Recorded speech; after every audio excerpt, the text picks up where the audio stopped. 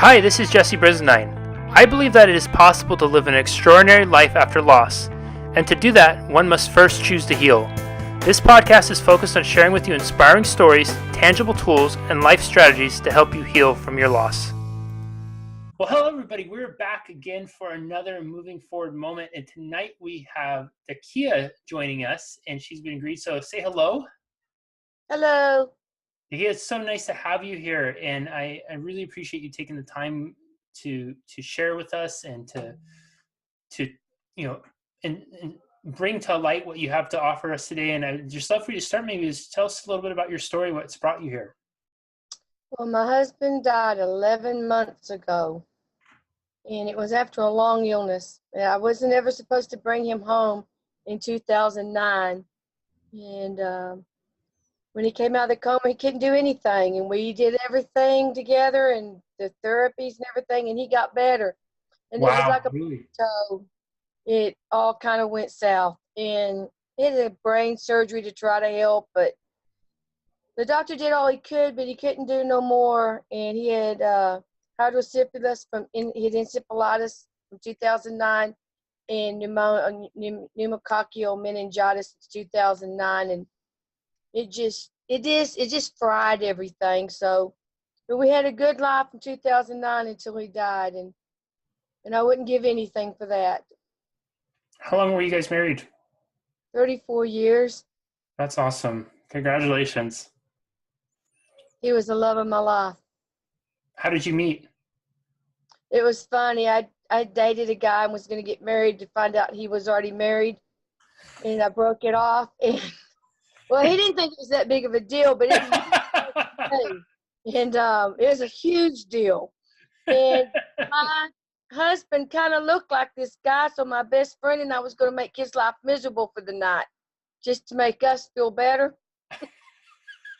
And then she saw that there was something in him, so she drove off and left me, and he had to bring me to my house. And on the way to the house, we decided to eat, and so it was kind of late in the morning when he dropped me off. And I just thought, this is a nice guy, because I confessed and told him, about the other guy, and he knew him.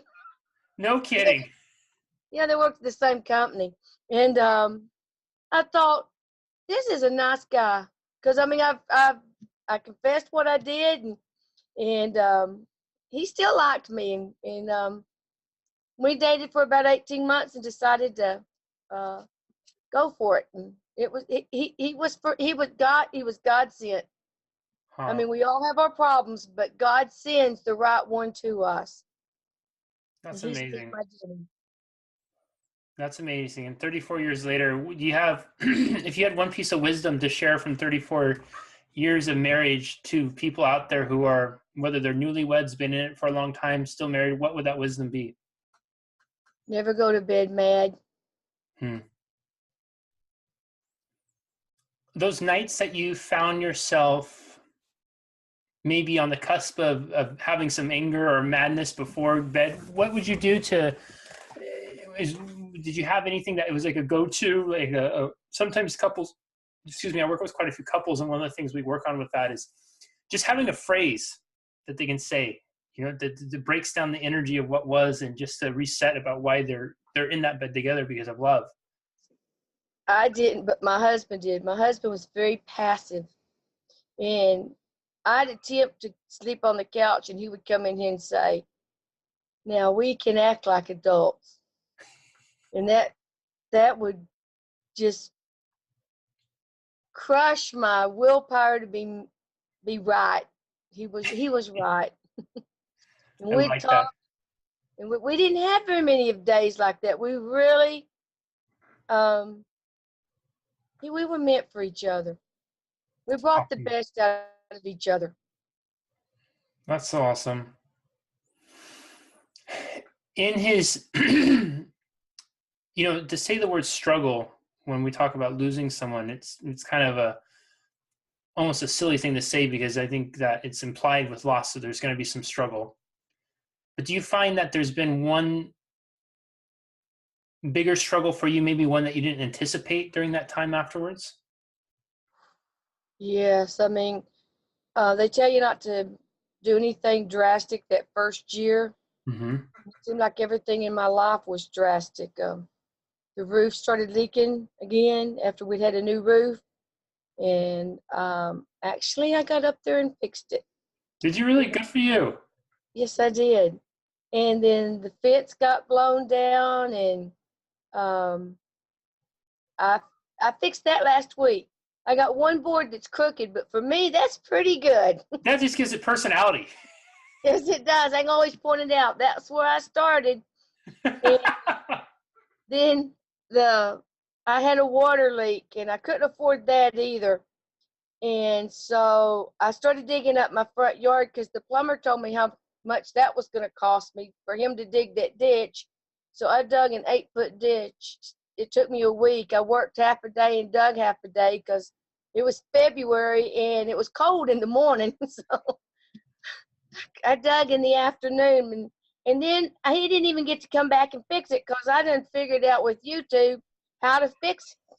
Huh. So Isn't my that brother something? showed me some things, and I was able to do that. But the one thing I'm struggled with was buying the vehicle, was getting rid of our truck, which carried his wheelchair lift. But I didn't need that. I couldn't afford it because it was like 17 miles to the gallon, and I live in one town and work in another. Mm-hmm. So I set out and I bought my new car on my own with no help. My family wanted to help, but I wanted to do it.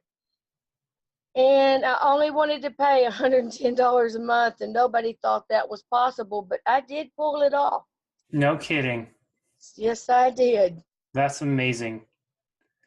So what I'm hearing is it sounds like, and this is really common, right? In relationships, we get so intertwined with our partners that the line between who we are and who they are becomes blurred, and it's just us. It And does. yeah, right. And it's beautiful that there's that kind of union. And when there's loss, we've forgotten who we are independently of the relationship. And so what I've heard is it sounds like there's a struggle for you to find your own independence. But what I've been hearing you say is that you've been really deliberate about taking action to demonstrate your own capability and independence, Well, right?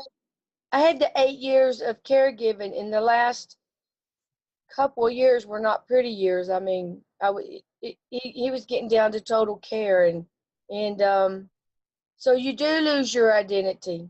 Mm-hmm. But we had time to talk, because he told me for about the last year that the one thing he didn't mind dying, and he didn't mind because he knew where he was going. He knew that he was heaven bound, and um, but he didn't want to leave me behind. He goes, "You're the hardest thing about it is leaving you." So he had given me a lot of good advice, and I had given up a ministry, and that had bothered him because I had worked hard in a couple of ministries that every time he got sick, I gave him up. And so um, when you have 8 years of caregiving, it's the long goodbye. Yeah. And so, not to say that it didn't crush me the night it happened, and for weeks after, it crushed me. I'd sit in a dark house. I wouldn't turn the lights on. I wouldn't answer the phone. Yep. And I mean, I had my moments. I had to work through.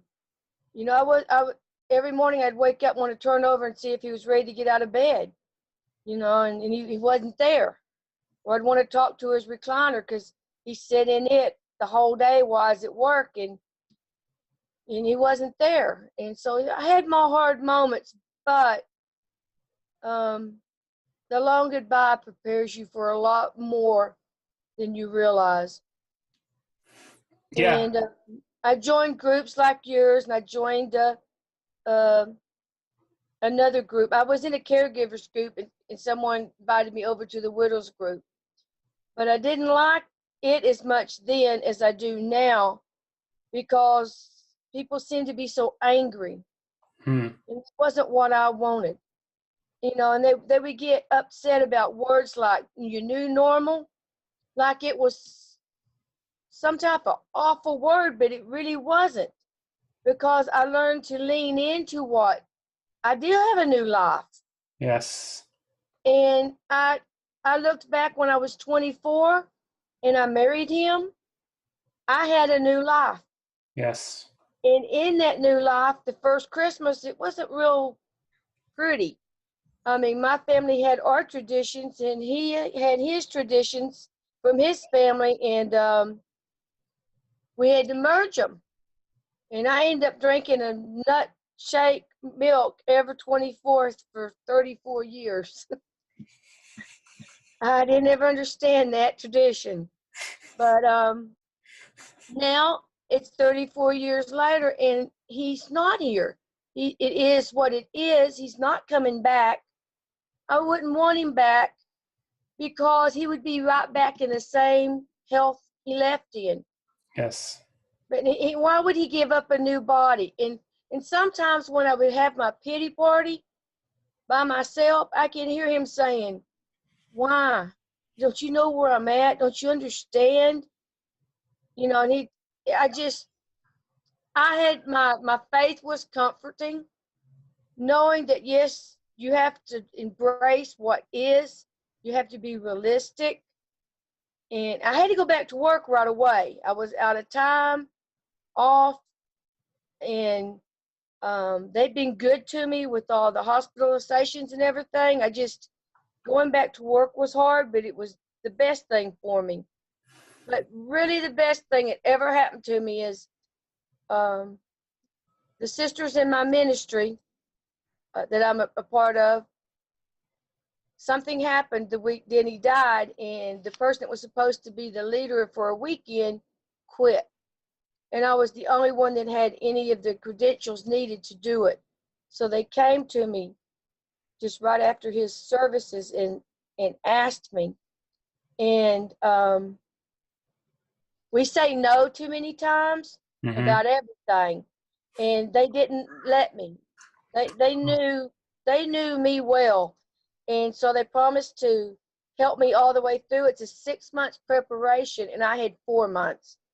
So just about every night, somebody was over here helping me get things ready and get the printings. And I mean, so my weekend came up to be the weekend of my first anniversary without him. Hmm. And oh, they promised me they were going to be there for me, and they were.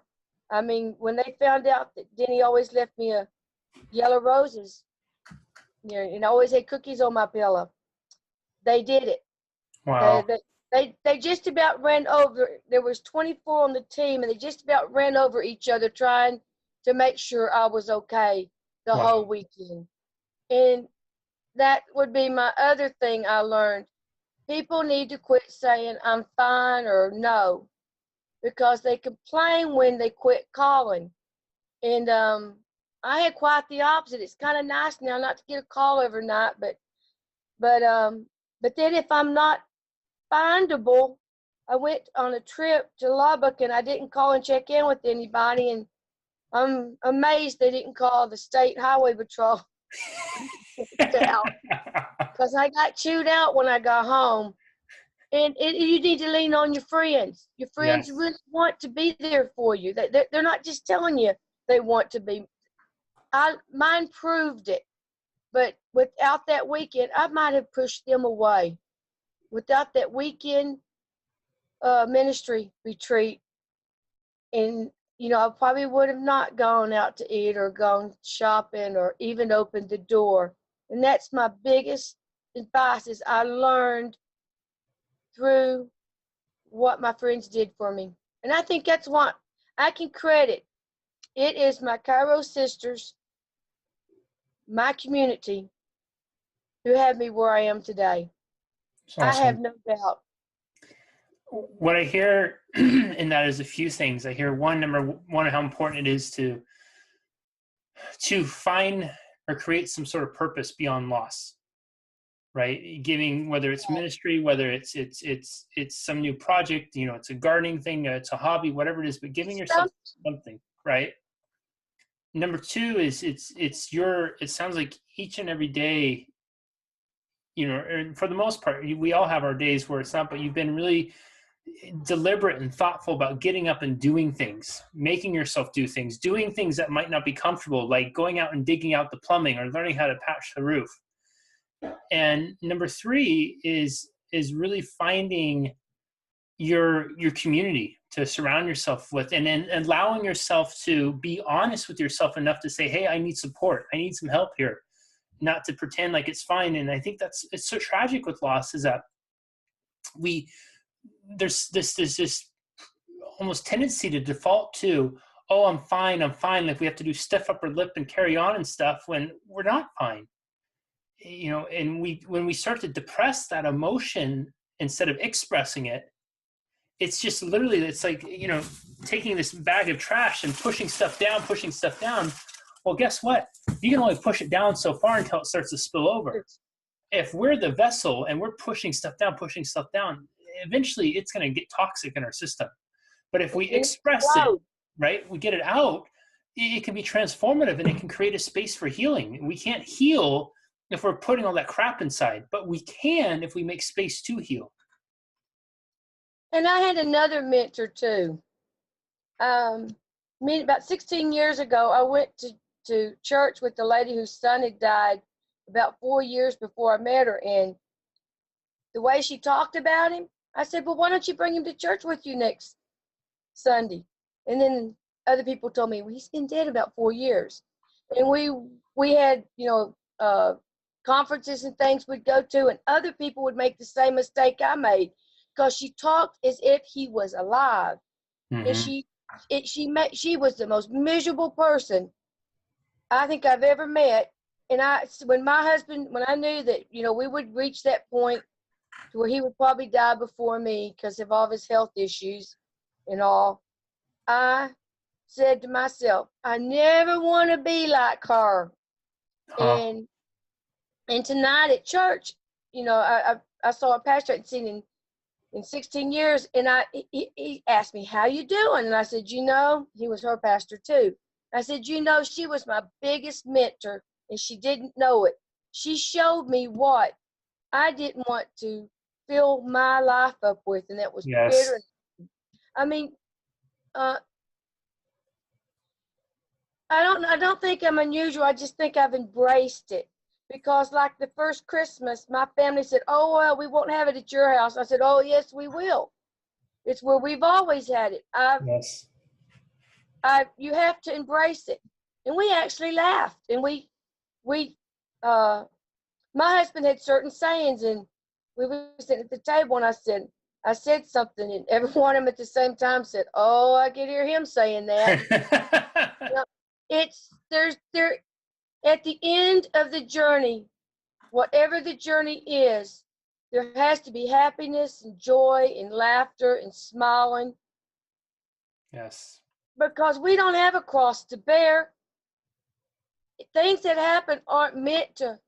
You hurt not because you've been wronged. We hurt because we have loved. I love that. The best way to honor my husband is to be the person he knew. Yes, exactly. I think there's a decision that we have the opportunity to make when we lose someone. And that decision comes in the form of commitment. And there's a commitment to honor. And for some people, it ends up becoming a commitment to be sad, to be miserable. And I'm not saying that anybody goes into it necessarily saying, okay, I'm going to decide right now and commit to being miserable and sad, but it will come in another form, an expression of, I'll never be happy again. I'll never find peace. I will never this. This was my only this, or whatever it is, right? And something that cuts off a possibility of anything beyond that. And so you think about how that would feel for someone if they've just had this significant loss, and now what they're telling themselves is not only did they lose a person, but they lost all the good stuff that they experienced too. See, the good stuff they can still experience, happiness, joy, to your point, we can. And we can still experience it in honor of them. And my opinion is if we have that kind of level of association to someone, husband, wife, whomever, was such a huge source of joy and love and happiness in our life, we owe it to them to carry on in experiencing joy and love and happiness in their name, because that's what they meant to us in life. And there's no reason that they can't mean that to us in death. See, and I firmly believe that he would be disappointed in me Yes. if I did anything less. It's not saying I don't have hard days. Absolutely. And I've had a couple this last week because I'm coming up on that year mark. Yep. The grass is turning green. It's that time of the year where he died. And I've gone full season. I've gone through winter and I've gone through fall and I've gone through spring, and not just in the seasons of the earth, but I've been through all of those seasons in myself, just all twangled up, rapidly going through some of them, visiting some for a little longer. And some of them I just needed to say, I've had enough of this. The bleak days, the dark days, and Yep. People say, well, and I was guilty of this. I was never going to get rid of his clothes. I was never going to change anything. And then in 3 months, I woke up and I just heard him say, I don't know why you keep that toothbrush. I don't need it. So I cleaned out his toiletries in the bathroom and spent about 3 hours bawling after I did it. For sure. Right. Yeah. Then I moved his chair out of the living room because I kept trying to turn over and talk to him and he wasn't there. And but somehow I moved it into our bedroom, and it doesn't upset me in there. It only upset me in the living room. In the bedroom, when I wake up scared at night, I can go sit in that chair. Or if I have some issues with indigestion sometime, and I sit up in that chair and it brings me comfort. It's finding where everything fits. It's not like you got to pitch everything out the door because it hurts you in one area, because it might bring comfort in another. I love that. One final piece of advice, Dakiea, to anybody listening, if you give everybody one piece of advice, what would that be? Learn to live. I like that. You are a beautiful woman, and it is such an honor and a pleasure to meet you. And I have full confidence that your husband is immensely proud of your commitment to living, to carry on, to find your independence, to create your independence, your new way of going, that you've been able to patch roofs, do plumbing and all sorts of other stuff, and buy your own car. And I have full confidence that what you've shared is going to resonate with quite a few folks who find themselves watching this. And I sincerely hope those of you who are watching this really take some of Dakiea's words to heart, because she's lived it, she's experiencing it, and what she said it works. She's here to tell you about it. So thank you so much for being here. It's been an absolute pleasure, and I really appreciate you. You've been listening to Healing from Loss, the podcast. If you found value in this, please subscribe, rate, and review it on whatever platform you're listening to it on. If you're watching this on YouTube, be sure to leave a comment and share this with someone who can benefit from it. Until next time, carpe diem. Live this moment in honor of your loved ones.